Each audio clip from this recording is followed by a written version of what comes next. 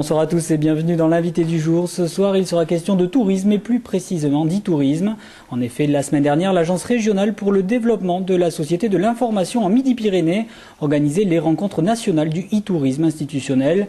L'occasion de faire un point sur la situation avec les professionnels du tourisme et les élus. Jean-Paul Laringue, le directeur d'Ardésie, nous explique à quoi sert sa structure. Donc Ardésie existe depuis 2001. Il a été créé par le Conseil régional Midi-Pyrénées pour faciliter donc l'appropriation des nouvelles technologies d'Internet auprès du secteur public et de la filière touristique. Voilà le rôle d'Ardésie. Alors e-tourisme, on entend donc tous les processus numériques qui sont utilisés par le touriste pour avoir l'information sur son séjour à venir, réserver son séjour et ensuite, après son séjour, commenter sur ce qu'il a vécu pendant son expérience touristique. Donc c'est l'ensemble de ces processus qui constituent l'e-tourisme.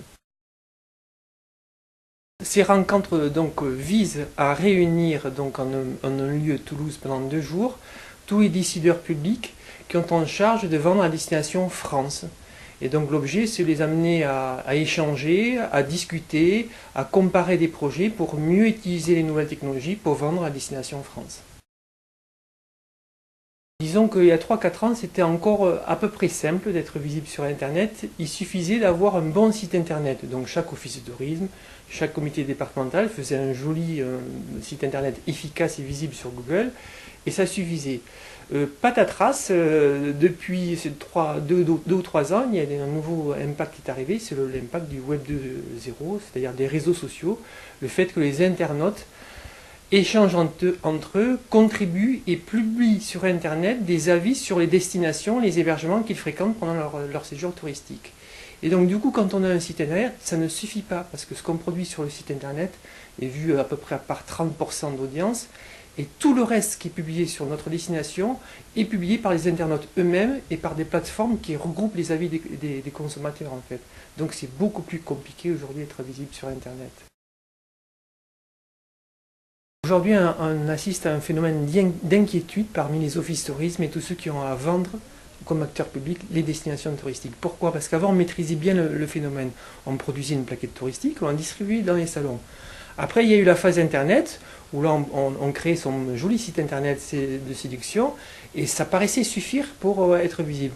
Aujourd'hui, avec les réseaux sociaux et l'irruption de Facebook et tous les avis d'internautes qui sont publiés, on maîtrise de moins en moins ce qu'il dit sur Internet sur ma propre destination. Et ça, c'est un vrai problème. Comment on arrête d'avoir une perte de contrôle sur ce qu'on dit sur mes hôtels, ce qu'il y a à voir comme patrimoine dans ma ville, etc. Il y a le versant positif et le versant négatif. Le versant négatif, c'est qu'on ne maîtrise plus rien. Le versant positif, c'est que si on arrive à apprendre ces nouvelles règles de communication sur Internet, on va être meilleur que les autres. Et on sait très bien que Internet, enfin le tourisme, est le secteur qui est le plus impacté par les nouvelles technologies Internet. Donc, si on est sur la crête des meilleurs sur Internet, on va reprendre des parts de marché et être meilleur que ses compétiteurs de grandes destinations françaises ou étrangères. Ça va être de plus en plus une question de stratège et non pas de technicien, parce qu'il va falloir repositionner des moyens financiers, surtout il va falloir repositionner des équipes entières d'offices de tourisme, de comités départementaux, de CRT, pour les mettre sur des nouveaux métiers qu'ils ne font pas ou très peu aujourd'hui. Donc c'est une vraie stratégie de repositionnement de ces acteurs pour faire face aux grands enjeux qui sont menés par les grands acteurs privés comme Google, Facebook, TripAdvisor, qui mènent le jeu.